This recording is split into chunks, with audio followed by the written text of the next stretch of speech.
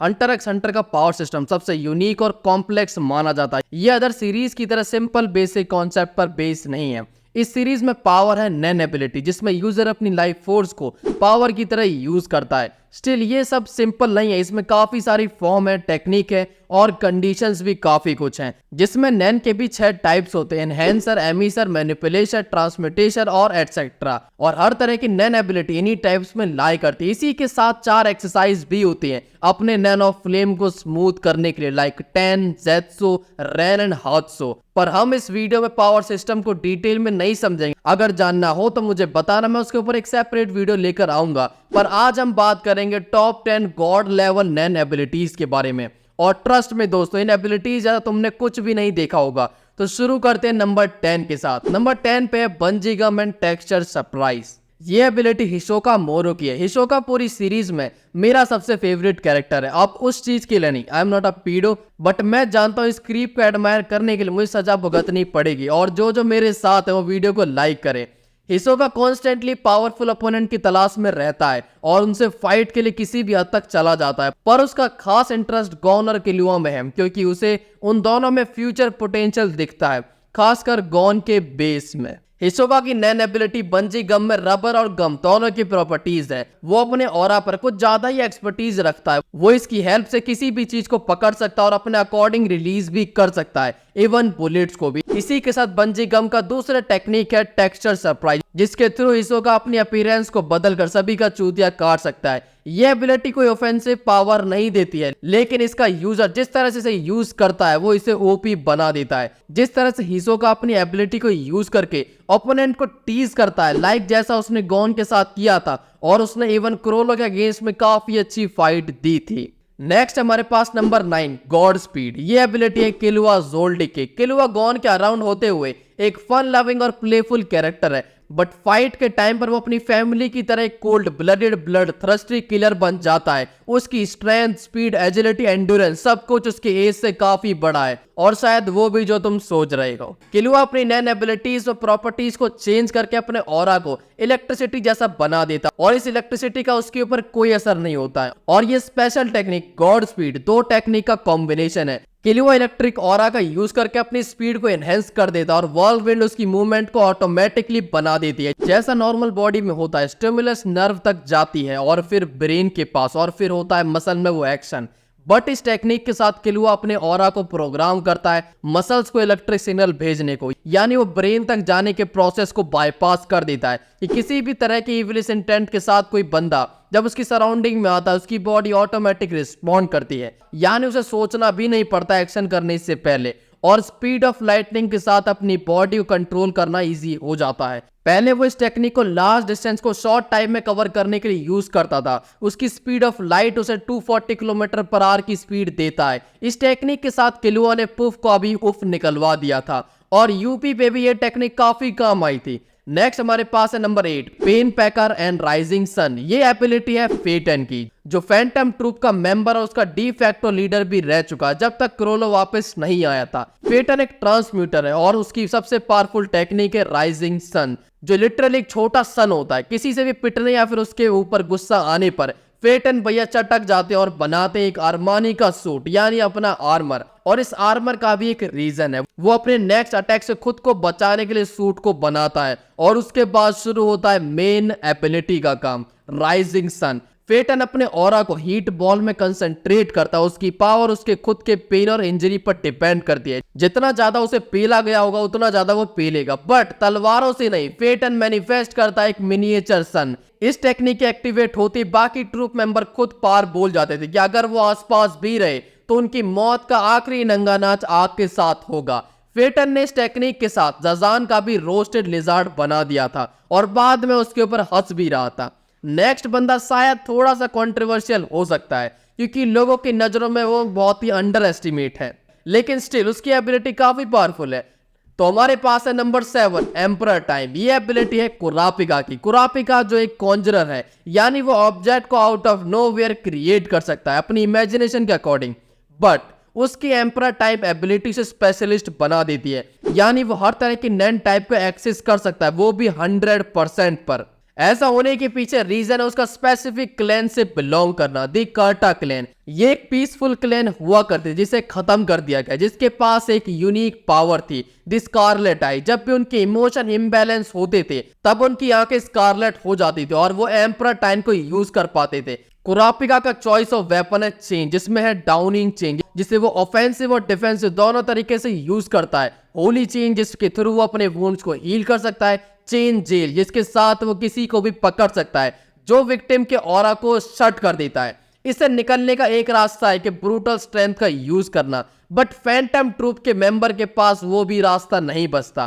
कुरापिका ने खुद के ऊपर एक लिमिटेशन इम्पोज की है कि वो चेन जेल को बस फैंटम ट्रूप के मेंबर के ऊपर यूज करेगा। अगर वो इस रूल को तोड़ेगा तो वो मर जाएगा। इससे उसकी चेन जेल की पावर बढ़ चुकी है। नेक्स्ट है स्टील जेल, जिसके साथ कुरापिका ओपोनेंट की बॉडी को एक बार हिट करने के बाद उसके ऑरा को ड्रेन कर देता है और उसकी एक एबिलिटी को चुरा भी लेता है। फिर है जजमेंट चेन, जिसका यूज करके कुरापिका ओपोनेंट्स पर 2 रूल इंपोज करता है और अगर उसने रूल को तोड़ा तो वो परलोक सिधार जाएगा, क्योंकि ये चेन सीधे उसके हार्ट को क्रश कर देती है। और जब कुरापिका की आंखों में प्यार उतर आता है तो वो हर नैन एबिलिटी को 100% पर यूज कर सकता है। बट ये एबिलिटी यानी एम्परर टाइम एक कॉस्ट के साथ आती है। इसका 1 सेकंड का यूज यूजर की 1 घंटे की लाइफ स्पैन को खा जाएगा, इसीलिए इसे ज्यादा यूज नहीं कर सकते। तो थी ना काफी कमाल की एबिलिटी, मगर ये खत्म थोड़ी ना हुआ है, अभी तो इससे भी ज्यादा कमाल की एबिलिटीज बाकी हैं। तो वीडियो में अगर मजा आ रहा है तो वीडियो को लाइक करना ना भूलें। सो अब बढ़ते हैं अपने बुड्ढे शेर की तरफ। नंबर 6, ज़ीनो ज़ोल्डिक की ड्रैगन नैन एबिलिटी। ये बुड्ढा भले ही देखने में वीक लगे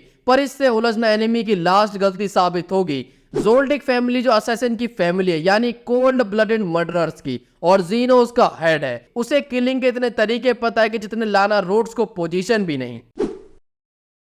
ज़ीनो की स्ट्रेंथ, स्पीड और एजिलिटी इंप्रेसिव है। वो अपनी नैन एबिलिटी पर एब्सोल्यूट मास्टरी रखता है। वो अपने ऑरा से एक बड़ा सा ड्रैगन मैनिफेस्ट करता है, जिसके साथ वो काफी सारी चीजें कर सकता है बैटल फील्ड पर। और इसके भी कई वेरिएंट है, लाइक ड्रैगन लेंस और ड्रैगन डाइव, जिसमें ज़ीनो ड्रैगन हेड को प्रोजेक्टाइल की तरह शूट करके ओपोनेंट पे अटैक कर सकता है और फुल ड्रैगन को मैनिफेस्ट करके उसे ट्रांसपोर्ट सर्विस की तरह यूज कर सकता है और हेड ऑन अटैक करके एनिमी का कुचुम्बर भी बना देता है। इसी के साथ ड्रैगन डाइव है, वो मैसिव ड्रैगन काफी सारे स्मॉल ड्रैगन में ट्रांसफॉर्म करके आसमान से फ्री फॉल कराता है, जिससे आसमान से गिरती हुई मौत को एनिमीज अपने आंखों से देख पाते हैं। इस अटैक को हमने काइमेरा एंड आर्क में देखा था कि ये एक अकेला अटैक पूरे ऑपरेशन की नींव था। इस अटैक ने पैलेस को तबाह कर दिया और पीटो भी इस अटैक को देखकर अमेज हो गई थी। ये अटैक काफी बड़े एरिया को कवर करता है। नंबर 5, तो जैसा हमने कुरापिका के केस में जाना कि उसकी आंखें स्कारलेट होने के बाद वो स्पेशलिस्ट बन जाता है,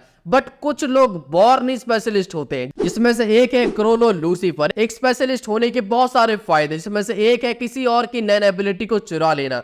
कुरापिका ये काम चेन की हेल्प से करता और इस काम के लिए क्रोनो ने एक बुक बनाई जिसका नाम है बुड्ढी दादी के हॉर्नी नुस्खे, also known as banded secret.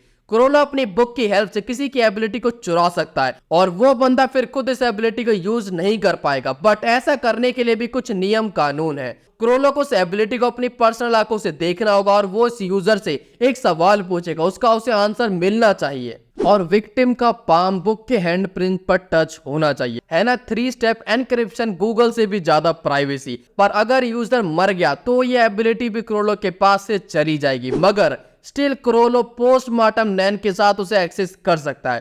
Chrono की एबिलिटी भले ही काफी यूनिक हो, लेकिन हमारे देसी ड्रैगन दद्दू समझ गए थे कि क्रोनो के इन कंडीशंस को पूरा करना होगा एबिलिटी को चुराने के लिए। इसीलिए कहते हैं कि बाप बाप होता है। और इस सब को सुनने के बाद तुम सभी को लग रहा होगा कि क्रोनो की एबिलिटी चुराने के लिए बुक चाहिए और उसे यूज करने के लिए बुक खुली होनी चाहिए, जैसा हमने एनीमे में देखा है। बट उसके पास एक और एबिलिटी है जो इस प्रॉब्लम को सॉल्व करती है, दी डबल फेस। जब क्रोनो को अपने दोनों हाथों की जरूरत पड़ती है, क्रोनो कंजर करता है बुकमार्क थीम। बुकमार्क क्रोनो को अलाउ करता है किसी भी एबिलिटी को यूज करना जिस पर वो रखा हुआ, इवन बुक बंद भी हो या फिर वो टच भी ना कर रहा हो, यानी क्रोनो फाइट भी कर सकता है एबिलिटी को यूज करते हुए। और ये क्रोनो ने लूप होल बनाया है उस कंडीशन पर जो सभी स्किल हंटर पर लगी होती है। इसी के साथ क्रोनो ने एक पेज पर अगर बुकमार्क रखा हुआ और दूसरे को उसने ओपन करा हुआ तो वो उन दोनों एबिलिटी को यूज कर सकता है एक साथ। क्रोनो के पास काफी सारी डेंजरस एबिलिटी है जो उसकी बुद्धि के साथ मिलकर और ज्यादा खतरनाक हो जाती हैं, like convert and order stamp, sun and moon, teleportation etcetera. और अगर तुम्हारे सामने एक साइड कुआ है और एक साइड क्रोलो, तो तुम्हें बॉक्सर वाली लड़की के पास जाना चाहिए। आई मीन क्रोलो से दूर रहना चाहिए। नेक्स्ट है नंबर 4, जैसा सीरीज में किसी ने एक्सपेक्ट भी नहीं किया था, गॉन की नैन एबिलिटी।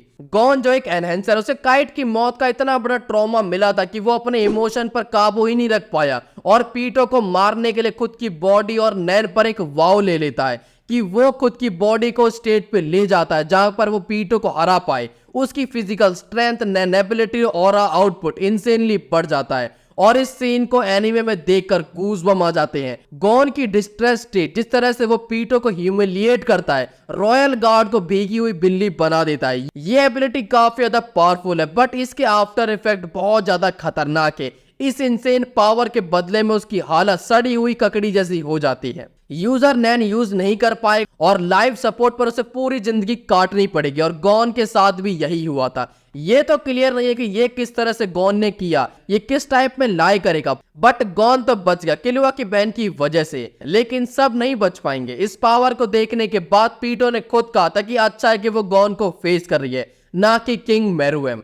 यानी गॉन इस स्टेट में अंडे से बाहर निकले मेरुएम जितना पावरफुल हो गया था। बट ये एबिलिटी गॉन बार बार यूज नहीं कर सकता, वरना सभी के गोटे मुंह में आ जाएंगे और गॉन खुद से उड़ जाएगा। तो इसे इससे ज्यादा मैं ऊपर रखकर चीटिंग नहीं करूंगा और तुम्हारा भाई चीटिंग बिल्कुल नहीं करता है। तो तुम लोग भी ईमानदारी के साथ वीडियो का इफेक्ट को देखने के बाद चैनल को सब्सक्राइब कर लो और आगे ऐसी और वीडियोस को देखने के लिए। तो अब हमारे पास है नंबर 3, एक और जंगली बुड्ढा जिसने ग्रेविटी की खोज की थी, आइजैक नेटिरो। तालियां बजती रहनी चाहिए।